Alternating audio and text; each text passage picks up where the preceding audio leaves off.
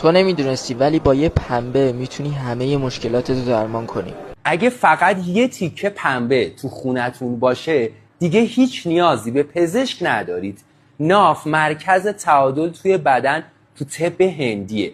روغنایی که بهت میگم و اگه با پنبه به نافت بزنی بیماریات درمان میشه. این ویدیو رو سیو کن که اسم این روغنا یادت نره. کسایی که زیاد در طول روز نفخ میکنن روغن سیاهدانه استفاده کنن. کسایی هم که درگیر کبد چرب هستن میتونن روغن خارمریم رو با پنبه به نافشون بزنن. اگه مشکل تخمدان یا سردی رحم دارید از روغن رازیانه استفاده کنید. اگه سرما خوردید یا درگیر آنفولانزا شدید کافیه با پنبه یکم الکل به نافتون بزنید و عزیزانی که درگیر یبوست هستن میتونن روغن زیتون به نافشون بزنن و در جهت عقربه های ساعت مالش بدن که این مشکل حل بشه. اگه میخواید بدونید واسه لاغری شکم و پهلو چه روغنی باید بزنید توی کپشن نوشتم بخونید. و نکته آخر پیجمو فالو کنید.